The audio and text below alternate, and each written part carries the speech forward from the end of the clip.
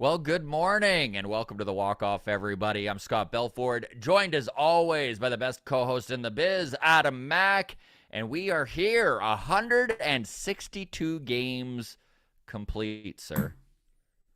We did it.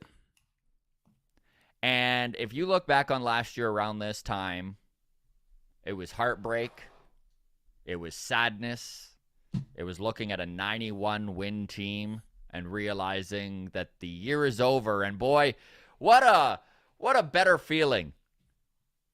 Yeah, 92 wins feels so much better than 91. Yeah, and we're going to see some home playoff games. Of course, the Seattle Mariners are going to be coming to town, coming to Toronto, and folks are pumped, man.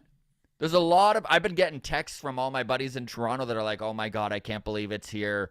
We're actually getting some playoff baseball. Scott already in chat here singing the Let's Go Blue Jays, right? Yeah. You got 9 men, you got a hat and a bat. The whole thing. He's got the emojis in it and everything. Yeah, he's got the emojis and everything. He's exactly. Pumped. So a few things coming up on the show here. We are going to give some love to some unsung heroes. We're going to get into Anthony Bass and what a boon he has been in the back end of this Blue Jays bullpen. We are going to go over the MLB rankings. They released their pitching and their fielding ranks, and the Blue Jays look pretty good. And I mean, Adam and I just did this kind of, sort of. We tried to do this yesterday. What a disaster that was. We had bailed on doing the full thing because it is way more work than we had originally anticipated. And a big tip of the hat to all the content creators out there who make lists and comb through the stats and get to know every single guy on every single team, because it is a way bigger endeavor than we could have possibly imagined. But we actually saw these MLB rankings, and we were kind of on par with where they should be, which made me feel good, you know? Like, we tried really hard not to be biased. And, yeah, it's nice to see MLB agreeing with where we rank the Blue Jays. There you go. You know what it felt like, honestly? It felt like it was one of our first real fortes into that kind of content. And I felt like the dumb kid who's, like, going into grade 10, and he's like, all right, this is the year I'm going to get straight A's. And then the first day gets the big assignment and goes, yeah, this was a bad idea. Like, I'm not that guy. That was us. All right, we got 100%. A special guest joining us in, 10, 15 minutes too? 10 minutes. We've got Juan Forno, the very funny comedian. He's played some ball in his day, and big Mariners fan. He's currently living in Seattle doing stand-up comedy there.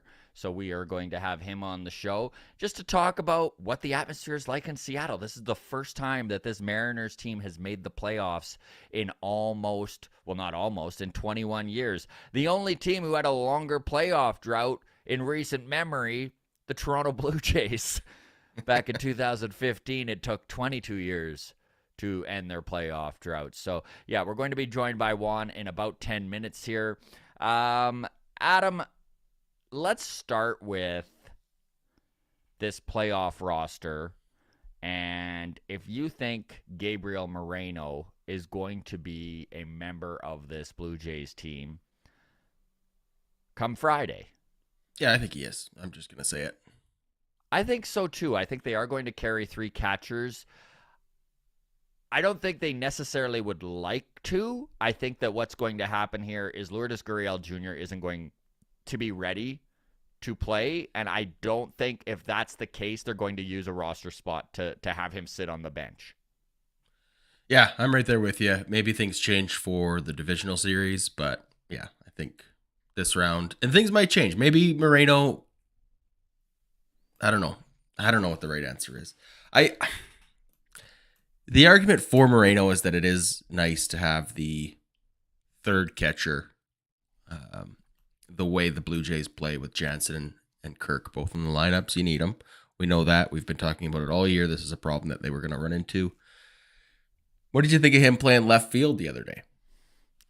It was really interesting to watch. The whole doubleheader. Did you watch it? What was your takeaway from that yesterday day? I I actually really enjoyed that doubleheader. It was If like watching a completely different Blue Jays team. It was absolutely hilarious. you know what it Just felt like? It felt like at the end of the hockey season when it's like kids versus parents at practice. You know, it's like, well, all of our games are done. We have one ice time left. Let's get out there and just mess around, right? So Moreno played all over the park. Yeah. Left field, second base, third base. Man, the fact that they when they pulled Jansen from the game, or sorry, who was it they pulled from the game there? Bo Bichette, and then had to move guys around, and all of a sudden Moreno goes from left field to second base mid-game. Never played second base in the majors before. He hadn't played left field in the majors before. I just like that in these inconsequential games that John Schneider was prepared to give him a go and just see what he felt like. Just let him feel it out in general. Yeah.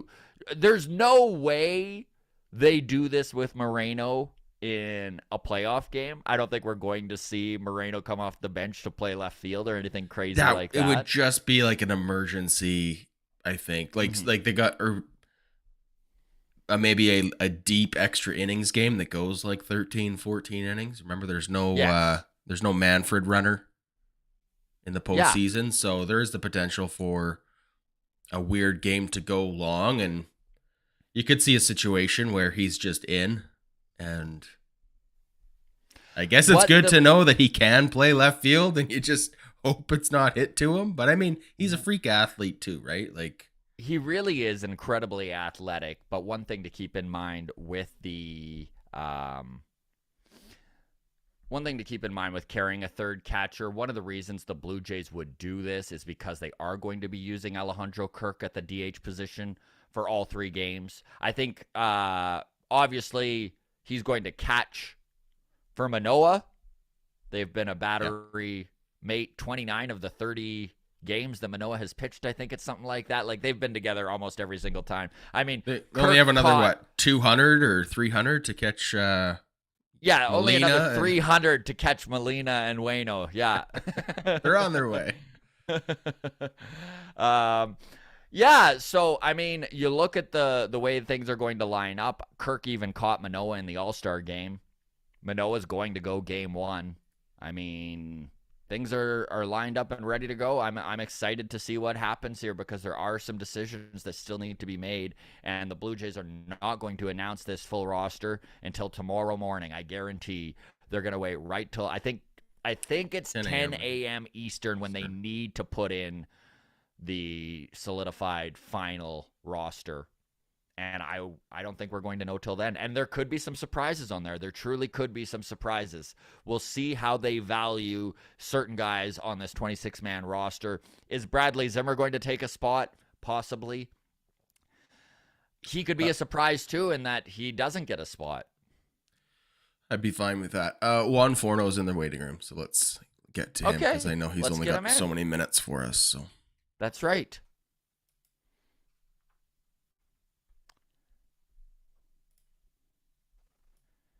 What up? Mr. Forno, hello. How you guys doing? Good, man. Thank you so much for taking the time to join us, buddy. Really appreciate it. Of course, you got your Mariners hat on, ready to go, eh? It's technically a Steelheads hat, but it's a Seattle hat. Okay, there you go. Just misreading that S there. That's right. All right, everybody. Welcome to the show. Juan Forno, comedian based out of Seattle. And, buddy, we had to get you on the show here because, obviously, the Mariners killed the longest playoff drought in professional sport history this year. They had been 21 years. This is crazy to me to even think that there's 21-year-old kids out there that have never seen the Mariners in the playoffs. You know, that had cheered for the Mariners their whole life.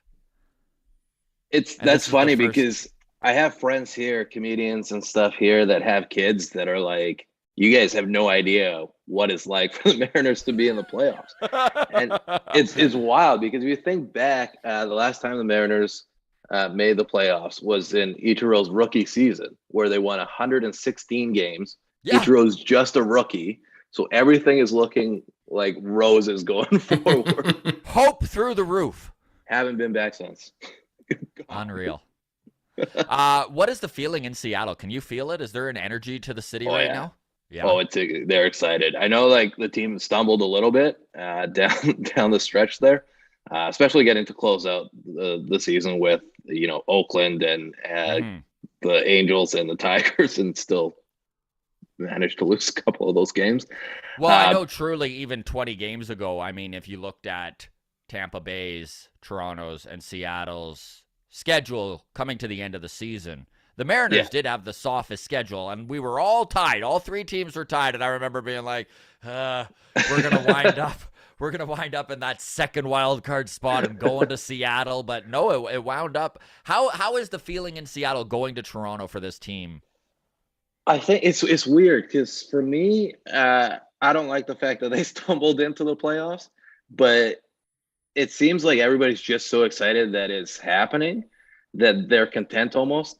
For me, I don't.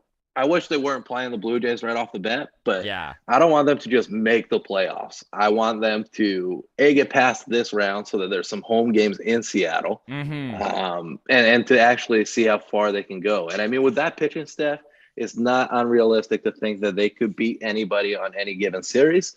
But they got to put it together for sure. The city is excited, but I want them to be more excited about the expectations. I want them to have more expectations than just getting in to the playoffs. That's just not good enough for me. The scariest part about the Mariners is those top three starting pitchers. Like, you line them up against almost anyone's top three, and they are right there comparable, if not better. Like Luis Castillo starting game one, especially with the right-handed heavy lineup that is the Toronto Blue Jays. And Luis is like, has he surprised you? Like, obviously we all knew he was a very good pitcher, but he kind of gets forgotten in Cincinnati. When he came to Seattle, you were at his first game, right? I was, yeah. And it was such a funny thing because, everybody highly regarded him, and obviously the cost to get him was through the roof, prospect 1, 3, and 5. But when you actually go and watch him pitch, you're like, oh shit, like, this guy is legit. Like, and he's been one of those rare mid-season trade acquisitions that didn't disappoint. If anything, he's exceeded expectations up to this point. And I would incredibly impressive to see the front office do a very similar move that the Jays did last year with Jose Barrios, where they spent big time prospect capital, but then they locked him up, man. Like, Luis Castillo is an M for the next 5 years. 5 years, and on like a pretty, considering how much pitchers are getting paid right now, like I think that's a very team friendly deal in my opinion. It's amazing what stays healthy. It's an incredible deal. Totally. I think a big factor in that was going from a team like Cincinnati that doesn't, it's not a major market. It's not a team that has really excelled over the last couple of years. Rest in peace, Joey Votto. But to come to Seattle and be in the thick of, a playoff push and, the history of not being able to make the playoffs and being surrounded by a young, fun team, guys like JP Crawford and Julio Rodriguez, I think that makes it a lot of fun. And I think Luis Castillo probably recognized that and wanted to stick around for that reason. What is so insane too is that, talk about just getting under the wire for Robbie Ray. Like, this vaccination policy in Canada that has literally stopped so many players on American teams from coming into Toronto throughout this season. And to watch how much the Yankees put a premium on making sure that everyone was vaxxed, and to watch some of these AL East teams really go out of their way to make sure that anyone that they signed, Toronto included, obviously vaccinated. And I think it's one of the big reasons why Robbie Ray went west and didn't wind up signing in Toronto, where they just signed Kevin Gausman for literally almost the exact same amount of money, right? So yeah. And I feel like that probably worked out for Toronto. I think Gausman had a better season overall. He probably has. I mean, Ray has really turned it on. Do you think, now that Robbie Ray can come to Toronto, a Ray Gausman matchup in Game 2, that would be pretty darn cool, right? I would love to see that. And who's to say it wouldn't line up? Like, I think it's probably going to be Castillo Manoah. in my opinion. And then, yeah, you probably go Robbie Ray and Gosman up next. I mean, the Mariners are not going to go Logan Gilbert until game 3, I think. Why is that, do you think? It's just a rookie. He's a kid. Yeah. In that pressure situation, game 3, clinching game, do you go with the guy that just won a Cy Young, or do you go with a rookie? I mean, yeah, probably going to go with a Cy Young guy. And that's not a knock on Logan Gilbert. That's not to say he doesn't have it. He had a great season. But, I'm going to, in that moment, I'm going to go with a Cy Young award winner. What is the attitude in Seattle towards your young prospects? I mean, obviously, Julio Rodriguez had a phenomenal season. Everybody remembers the home run derby, the coming out party there. But like a guy like Jared Kelenic, right, who kind of made his debut last year. There's a lot of hype, was one of the top prospects, struggled, got sent back down. Is there pressure on him from the fan base? Or is there disappointment, frustration? What's going on there? Yeah, it really is a case-by-case situation. Obviously, the golden child is Julio. That is the face of the franchise immediately. When it comes to Kelenic, it's very, very night and day in comparison. He was supposed to be that guy, and he never really excelled to that point. I know opening day, I was at opening day this year, and when you walk into the stadium, there's the banners of all the players that, are expected to carry your team. Robbie Ray, Julio Rodriguez, and the other guy was Jared Kelenic. And obviously he struggled. He got sent down. He spent most of the season in AAA, which he raked. He put up massive numbers in AAA. And it was cool to see him get that September call up and actually hit decently. I think he has going to be on the playoff roster? I don't think so, man. Honestly, I don't think so. He was kind of just filling in for Julio while he was on that 10-day stretch. But then again, Sam Haggerty just went down with an injury. So he actually might, if it wasn't for that Haggerty injury, I think he probably would have been left off. But how big of a loss was that Haggerty loss? He's huge. Kind of an underrated, glue piece to that team, right? Yeah. I think he's going to be, that wild card that could have made the difference in the series. He's a guy that you could go, and he's fast. He can run super fast. Yeah. So, in a situation where, you're down by 1 or a tie game in the 9th, and you got to run around first, like that's who would be, right? You can pinch run him for like a Eugenio Suarez or Ty France, Cal Raleigh. And now that you lose that piece. It was an ugly injury too, you could tell right away as soon as he slid into that base and just toppled over, and the pain in his face, you were just like, okay, a groin injury going into the playoffs, like that's the thing with a groin injury, like you don't know, it could be a week, he could literally come back in the division series, but he could also be done for the season. Reports said he's going to miss two series, so he'll miss the wild card on the divisional. But it's a groin. It's, soft tissue. You never really know. And I mean, especially where his game is, defense and running and, high average kind of hitter. He's got to be able to run, or else there's, his value diminishes completely.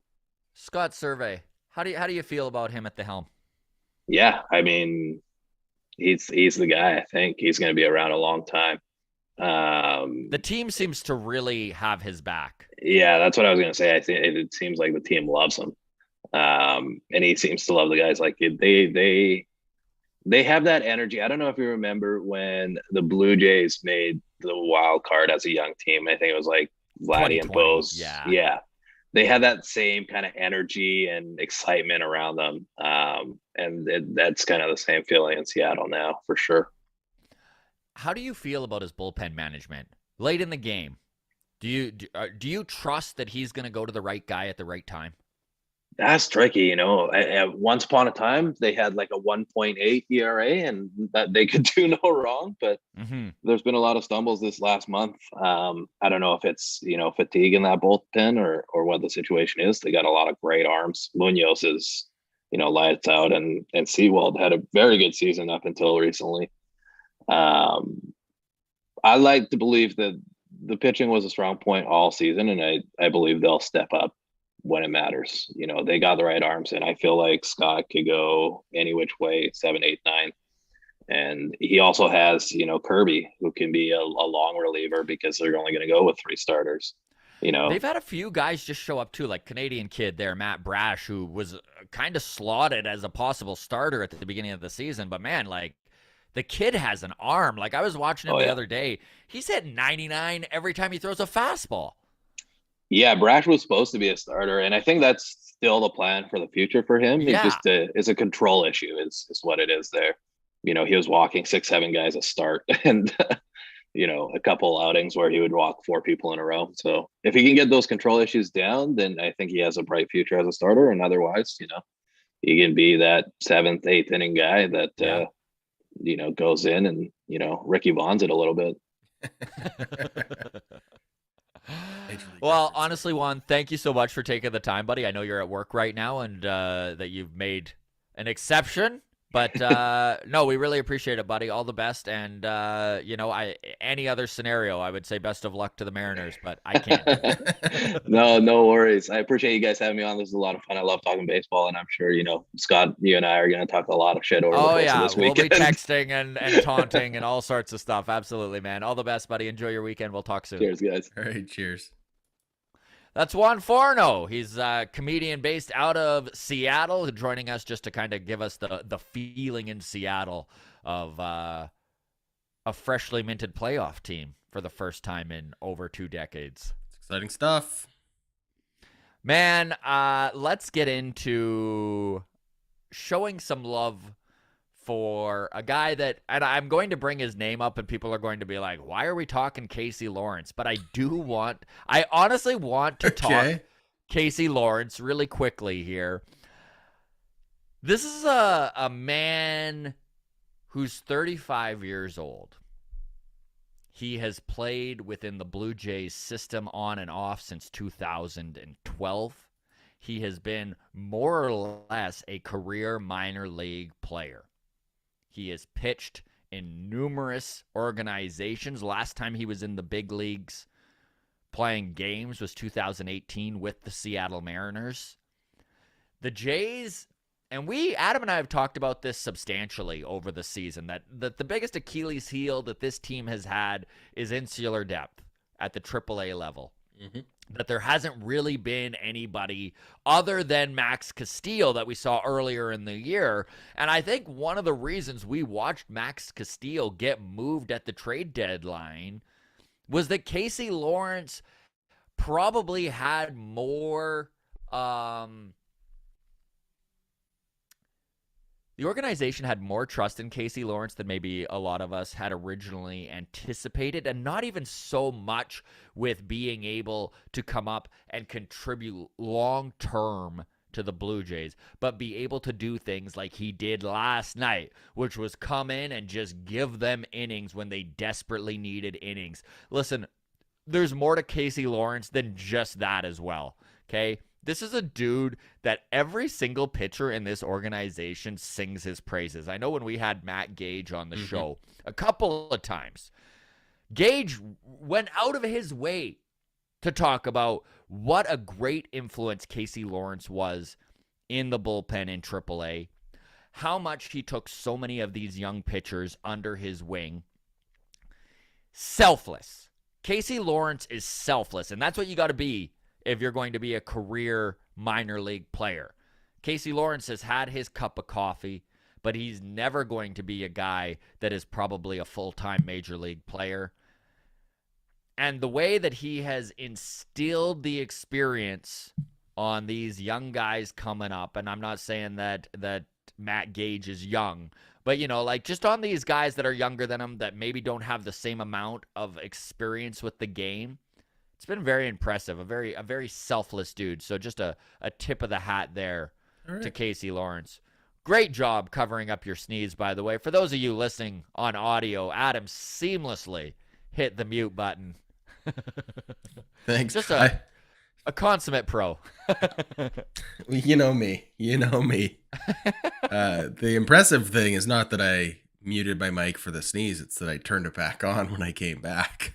Yes. That's where the real skill. That's where we separate the men from the boys. All right. Speaking of Blue Jays pitchers that we want to highlight, it's my turn now. Yes. I know I texted you this last night, so we can't pretend that I'm going to surprise you here with some impressive stats. I guessed it anyways, but You yes, guessed it go anyways. Last 5 games, here's the stat line. A whip of 0.6, an ERA of 2.16, 15 Ks per 9, and 2.16 walks per 9. Name that Blue Jays pitcher. And you guessed it. The Blue Jays pitcher with a whip of 0.66. Think about that, gang. That is an incredible whip for a guy coming out of the bullpen. Ks per 9, 15.12. This sounds like a stud elite back end of the bullpen arm. This is incredible. This is a guy you want pitching in the playoffs for you, right? If you have not guessed yet, we are speaking, of course, of the Blue Jays' big acquisition in the offseason, Yusei Kikuchi. Yusei Kikuchi. Finished the season strong. Very strong. Still don't want to see him pitch in the playoffs, but it is. These are low leverage. These are low leverage innings, but he sure has looked good. Maybe it's a reason to be optimistic about next season. Can we say that? It's a reason. It's a reason for him to not cry all off season and be like, all right, look, there's something here, and be like, with a little bit of confidence going into next season. And you know what? It has put an asterisk next to his name when it comes to the playoff roster. He's a bubble guy. He's put himself in the conversation. I know we talked about this with Ben Nicholson-Smith. He brought up the fact that Yusei Kikuchi very well could be on this playoff roster. More so as insurance in case something, let's say game 2, things go completely terribly, knock on all the wood, and whoever's pitching in that game 2 blows up. And I think how Ben said it's 1,000,000 to nothing. Yeah, or 100 to nothing, right? Like, like where it's just like the game is gone and it's time to refocus on that deciding game 3. Right. Save your bullpen for tomorrow. It saves your bullpen. And I think that after looking at what Mitch White has done since joining this team at the trade deadline, which has basically put up an 8 ERA and even in the lowest leverage of situations, get blowing up here and there, Yusei Kikuchi might be the better option, and I think he probably is. Whether this team feels that they need that protection or not, we'll need to wait and see. Again, 10 a.m. tomorrow Eastern time, we'll figure out. But we'll find out. In the meantime, you look at Yusei's numbers over the last 2 weeks. Can't ask for more. Not bad. Hasn't allowed a run in his last 4 games. So there you go.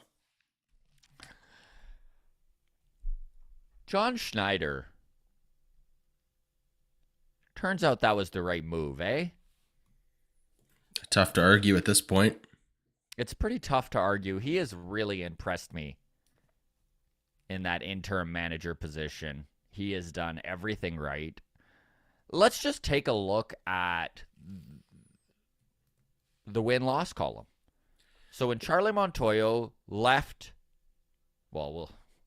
that's a nice way of saying it. When Charlie Montoyo was so generously showing the door and he left. Yes, when he resigned, when he said, you know what, I'm better than this, I don't need you, and left the Blue Jays. July 13th was just after an ugly trip to Seattle. Very ugly. Blue Jays had a record of 46 and 42. They were 4 games above 500.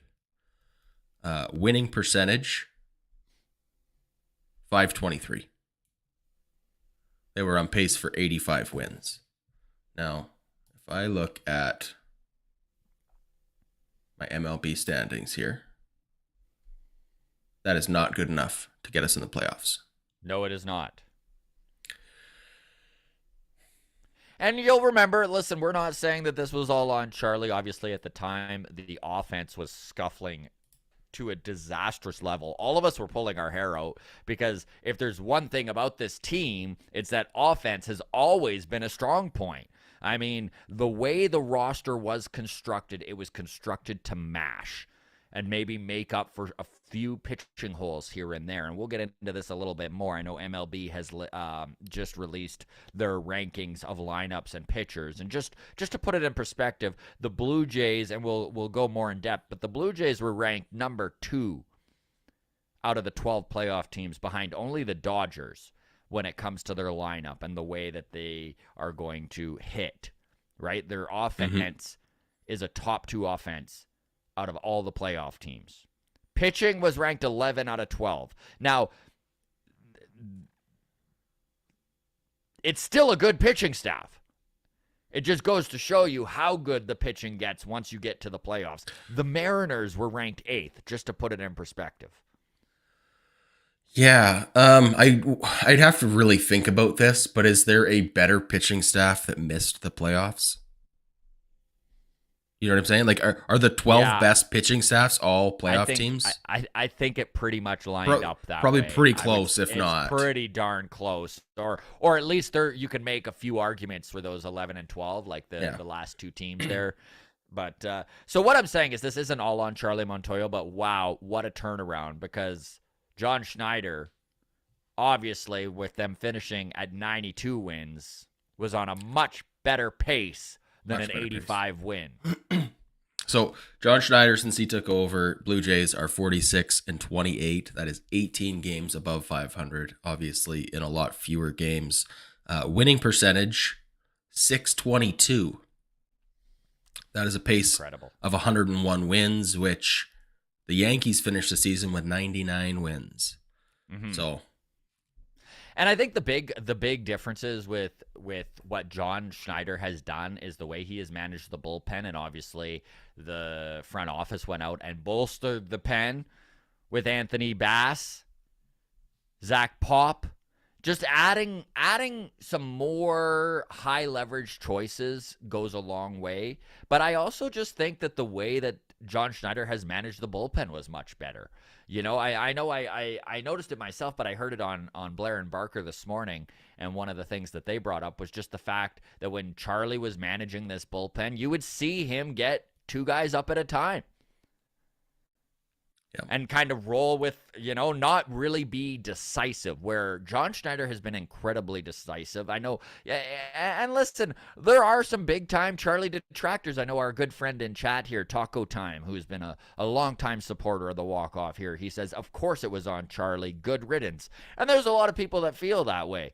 And it may be the case. We'll need to wait and see. If Charlie Montoyo does not get another sniff at the manager job, then that goes a long way to say what the rest of the league felt about his ability to manage.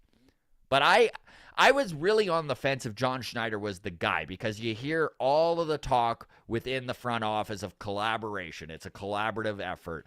And so when you take the team that was under Charlie Montoyo, you would think that it was all a very collaborative thing, but we're kind of getting the sense that, you know what? Maybe there are more responsibilities on this Blue Jays manager than we had originally thought. I know Adam used the term puppet a lot, right? And where we even both were like, what does it even matter who's managing? All of this is coming from the guys upstairs in the khakis anyways. Charlie Montoyo pitched part of 4 seasons for the Toronto Blue Jays. Can you guess what his record was? Just give me like a plus or minus 500. Okay, sorry. Say that again. Charlie Montoyo. Yeah. Managed for this Blue Jays team for parts of 4 seasons, right? 3.5 seasons, basically. Can you tell me or guess what his record was? Wins and losses. Give me 500 plus or minus. Like 5 games over, 20 games under. I'm going to guess 500. Like you nailed it. You nailed it. Really? 236 and 236. Yeah. Wow. So there you go. It doesn't scream, give me another job, but look, to his credit, I don't want this to become the poop on Charlie Montoyo No. hour. Last couple seasons, like going through the COVID year, right? Playing in Buffalo and Dunedin. Those were, dealing with the border restrictions and no fans in the stands. And those were choppy waters to sail through, Yes, I think, to say the absolutely. least, right? So, tip of the cap and a good farewell to our good friend Papa Charlie, but as Taco Time puts it, good riddance. And and there's other, like, I know Northern Growler here in chat just said, I love how aggressive the new manager is, puts pressure on other teams, and that's another thing that we've watched is they're running far more with John Schneider at the helm. We're seeing that aggressiveness out of this team. And it's very cool to look back at the relationships that John Schneider has built throughout his decade with this Blue Jays organization. Of course, he has managed the Dunedin Blue Jays. He has managed the Fisher Cats. He has managed the Canadians. He has been entrenched in this organization. He's known Tim Mesa since 2012. Like, think about that.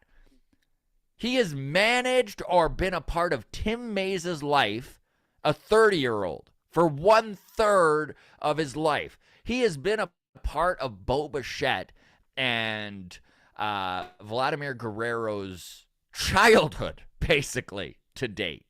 That is no exaggeration. And I think there's rope given to a guy who is that entrenched in your life that wouldn't be given to a guy like Charlie.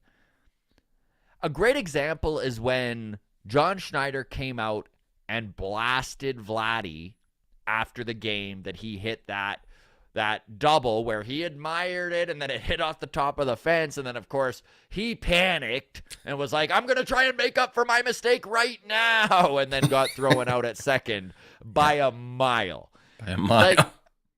Like, in your opinion, Adam, can you see Charlie Montoyo after that play coming out and saying Vladdy made a mistake? No, because it wasn't the first time Vladdy had made a mistake. And, like, Charlie had those opportunities to do so. Yes. Charlie wasn't that guy. I think one thing with, like, John Schneider that he brings to the table, or to the clubhouse, however you want to put it, is that, like, he does have that experience in the minor leagues with these kids. Right? Yes. So a lot of the managerial choices and the tactics that he has, right? Whether it's moving Bo around the batting order and specifically leaving Vladdy where he is in the batting order, right? Mm-hmm. When to put your arm around a guy and when to poke him in the chest. Yes. It's not necessarily just a skill that you just breathe out. Like, it is a little bit of trial and error, I think, and he would have gone through those trials and errors in the minor leagues, through AA, through AAA, with these kids, where he's poked Vladdy in the chest, seen how he responds to it, put his arm around him, see how he responds to that, and what formula in the middle. I'm getting goosebumps just thinking about it. But, like, it's all that stuff that, like, years behind the scenes of building these relationships. I know, like, when I was a kid playing sports, I was not the kind of kid who would respond to, like, yelling and being put down. I was more of, I would respond to the coach building my confidence up and being like, hey, you're playing like shit. We know you can do better. We need you to do better. Come on, man. And that would be a lot better than, having them try and make me cry in front of my teammates, right? But like some people do respond to that. So of course, it's person to person, and it's knowing your team, and that is one thing John Schneider does very well, is know his team. Quick little correction here. It's Northern Grower. I know I was saying growler. It's Northern Grower like weed, not growler like beer. Get it right. Either way, I'm on board. Got our priorities sorted out. So let's shift really quickly here.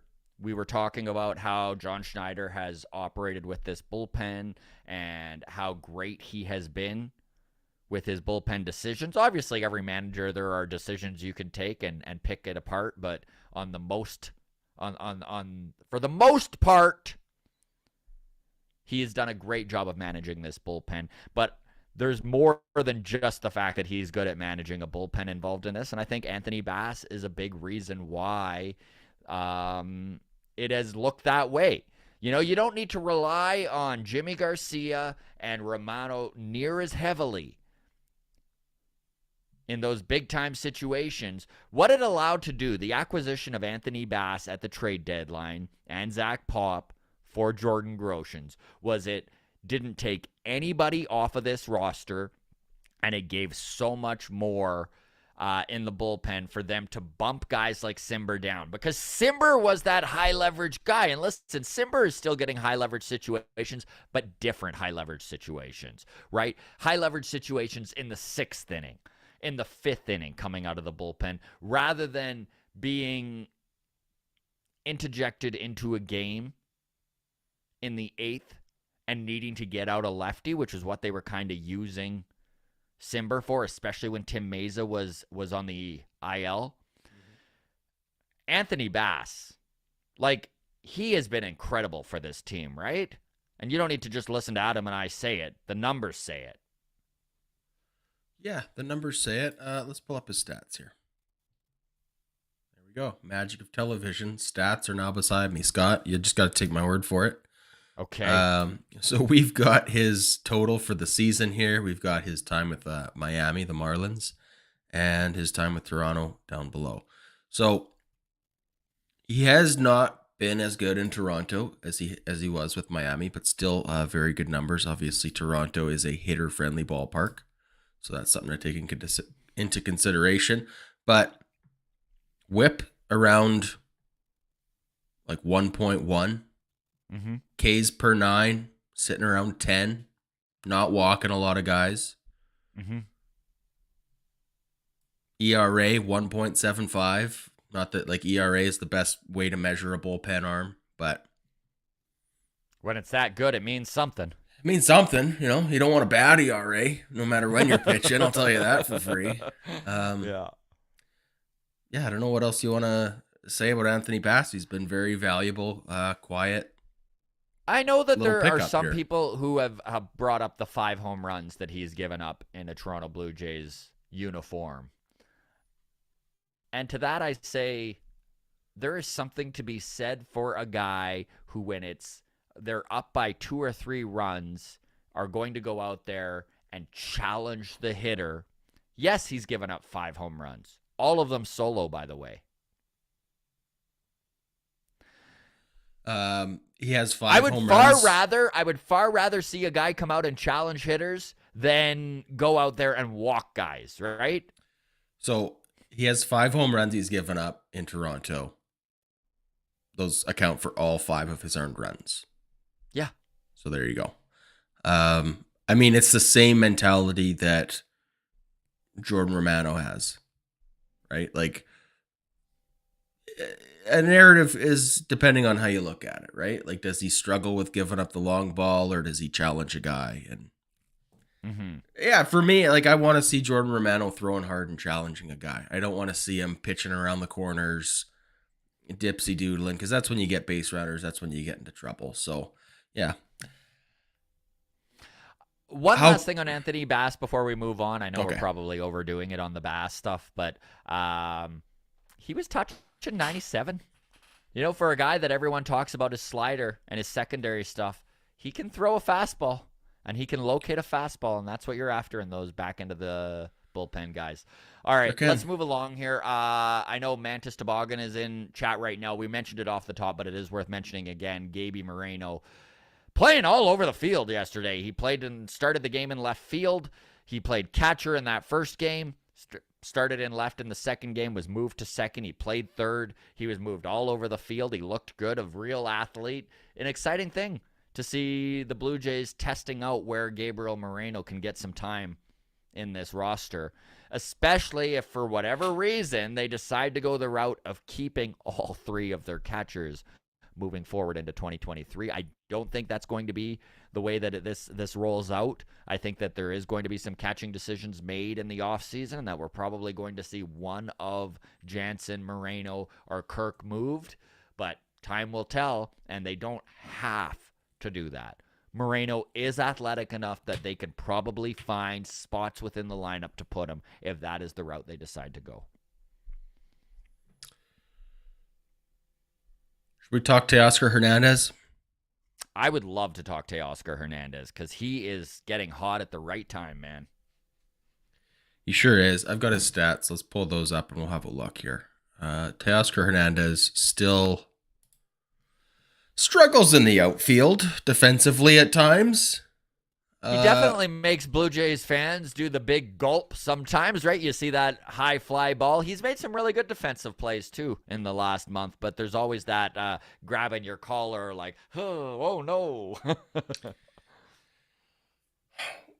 For the casual fan, what would you describe as being a good OPS to have?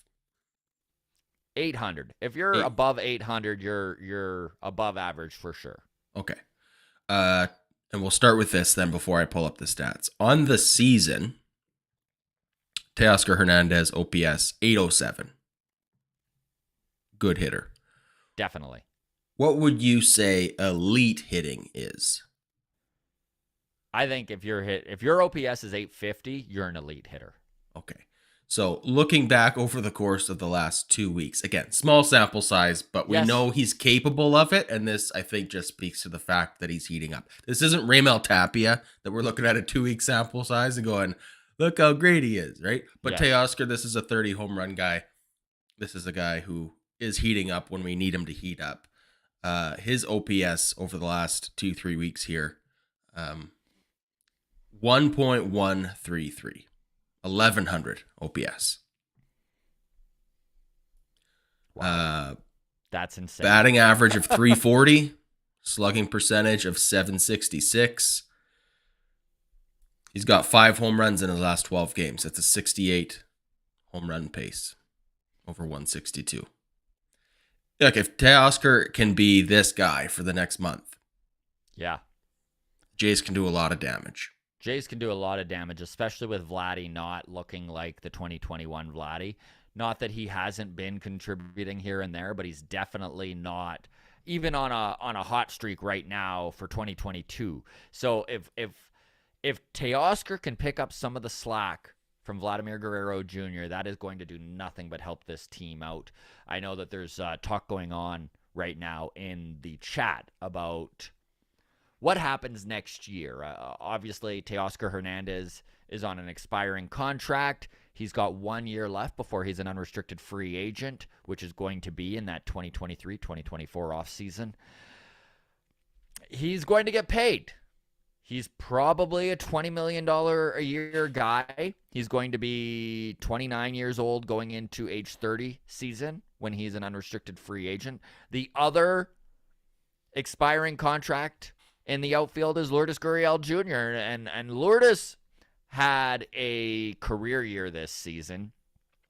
The big knock on Lourdes is he's always been incredibly hot and cold. What I do love about Lourdes, and I've said this many times, is that when he is hot, he has the ability to carry this team. And not every player, when they're hot, can do that. Lourdes, we've all as Blue Jays fans watched him put this Toronto Blue Jays team on his back for months at a time. Think about back in July when we were all like, why is nobody hitting? Lourdes was hitting when no one was hitting. Lourdes is also on a very team-friendly contract. He's going to make $3.1 million next year, and that is because there is no arbitration when it comes to Lourdes because he was an international free agent. Mm-hmm. Teoscar next year, however, is probably going to make $15 million, which is still below what his price would be on the open market. It's still probably a bargain for what Teoscar brings to the table. However, I think it's going to be really interesting to see what happens with these two. One of them is probably going to be moved come the offseason, and I think it's going to really depend on which teams they're dealing with. Of course, Lourdes is going to be more attractive to teams that are low payroll teams. because $3.1 million is an incredible amount of value for a guy that's going to hit around 300. Lourdes doesn't have the power that Teoscar has. But Teoscar, by the way, when hit. we talk about Teoscar's power, 32 home runs last year, 16 in the shortened 2020 season. So through 50 games, he hit 16 home runs. What does this team do with 26? He's at 25 right now. 25? What do you want to see this team do then with the outfield position this offseason? I mean, we're getting way ahead of ourselves. Yeah. But let's do it. That's what we're good for. Is Teoscar Hernandez a Blue Jay by the end of next season? My guess is Teoscar is the most likely to be moved because of the money. Lourdes is also offering something to this lineup that it doesn't have, which is a guy who hits for average and gets on base and is a doubles machine. Not that there aren't guys on this team that hit a lot of doubles. Bo Bichette and Vladdy Guerrero, to name a couple, are big on doubles. But Teoscar is a little bit more redundant, and if you are going to bring in a left-handed bat, it is the easiest to do in the outfield. You know, there are guys like Brandon Nimmo that are available. You know, of course, there's options that aren't on the free agent market as well. It's going to be interesting. I don't particularly wish to see either of them leave, but if the Blue Jays don't win the World Series, then they are going to need to take a good long look at the way that this roster is constructed, how many days at DH you need to give guys like Kirk and Springer, and the lack of a lefty bat has been screamed about all year. It was screamed about all last year, and I think that it is becoming more and more of a priority. Yeah, I mean, I'm with you. Teoscar has a great bat. I've never been the biggest supporter of Teoscar. I'm not about to start right now. I'm glad he's hot. This is great timing. I hope it stays up for another 4 or 5 weeks. But the defense is subpar. Is that being too hard on him? I don't know if the effort is subpar, but it looks subpar. I think it's safe to say I think it's safe to say that it's below average. I mean, I haven't looked at the defensive metrics or anything like that, but just the eye test says that Teoscar is definitely a below average fielder. He had worked really hard on it, but there's still those glimpses where you're just like, oh my God, how did that one get away? But also, like Taco Time mentioned it earlier in the chat, in the month of September, I've been very impressed with Teoscar's defense. He's made some big-time catches. I know the one that stands out to me is the clinching game for home field advantage, game 1 of that Orioles series, where it's raining, and he ran and tracked down that ball in right field and made a jumping catch at the wall to basically save 2 runs. So he has the ability to make big plays. Yeah, he does. But the thing that always gets me with Teoscar and Lourdes, mental lapses to a different degree, like Lourdes, anything in the air, I have confidence that Lourdes is going to get to and is going to field it cleanly. But anything on the ground, I'm worried about it going through the wickets and he's turning around chasing it to the wall. With Teoscar, it's those moments where it's the hard hit ball into the corner, and in his mind, he's going, well, it's already a single. Yes. I just need to scoop it up and toss it in. And meanwhile, that single has now turned into a double. Or it's already a double. There's no point, really going hard here. It's just a stand-up double. Meanwhile, Randy Arozarena's turning it into a triple. Right? And that sort of stuff drives me nuts. So those aren't the kind of plays that are so glaring as like Vladdy putting it off the top of the wall and, watching and admiring it. Right. But it's those things, man, that adds up over the course of a season. And I don't like it. Maybe Teoscar is an average fielder. I get so down on him because I watch him every day. So, and it is frustrating to watch those mental lapses where you're like, is he completely checked out right now? Because it sure looks like it.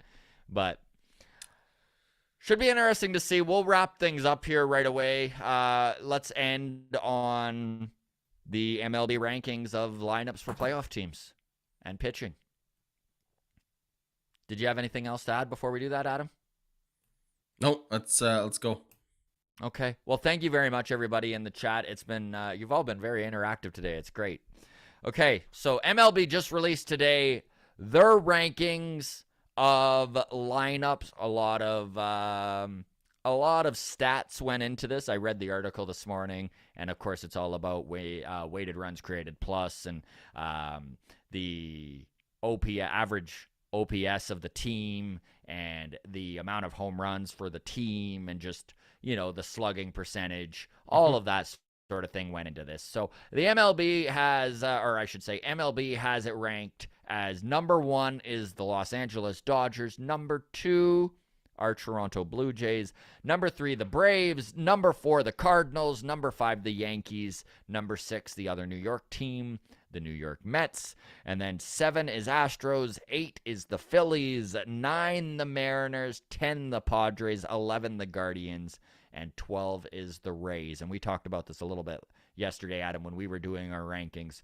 The Tampa Bay Rays ranked at the bottom of our ranks, but the one really impressive thing about that Tampa Bay Rays team is the versatility, how they can massage a lineup every single time they face a pitcher to benefit them the most.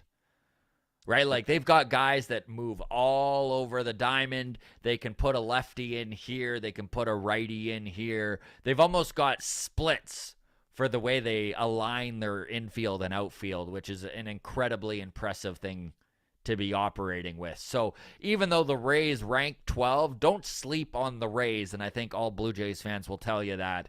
You look past the Rays, and you're going to wind up eating it. So I will end on pitching rankings, which almost goes the other way. So number 1 is the Houston Astros. Number 2, the Los Angeles Dodgers, because the Dodgers are just that good. Number 3 is the Atlanta Braves. Also, both of them, they rank 3 on both those lists. So the Braves are a scary team, and I think we all are aware of that after watching them win the World Series last year. The Cleveland Guardians are in at number 4, and a very scary pitching team that a lot of folks are sleeping on. I know that in our Scott and Adam Suck at Betting segment last night with our partner Bet Stamp there,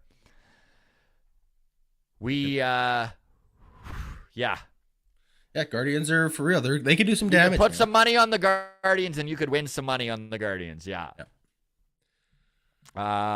Number 5 is the Rays. The Rays are always good at pitching. Number 6, the Mets. 7, the Yankees. 8, the Mariners. 9, the Cardinals. 10, the Phillies. Our Blue Jays in at number 11 out of 12 playoff teams for pitching, and the Padres rank 12th. Go Blue Jays, go! Super excited for tomorrow. Of course, that game gets going at 2 Mountain Time, 4 Eastern. A big tip of the hat to everyone in the chat. Thank you so much for joining us today. We're going to have our regular scheduled Friday show tomorrow. We're going to run it a little bit early, so we'll be live at 9 a.m. tomorrow. Thanks again to all the Patreon. I know Adam's got the list right there ready. I'm definitely not throwing him under the bus. He is so ready for this. Nope, definitely so ready for this. I'm not scrambling at all to pull the list up. Look at me. I'm ready to read the list. Would you believe it? Patreon.com/TheWalkoff Kyle, Joey, Patrick, Wyatt, John, Dunedin, Bob, Michael, Sarah, John, Rashid, Joshua, Jeremy, and Ian. Told ya I had the list ready. We'll see you guys tomorrow morning. Cheers. Later, gang. Cheers.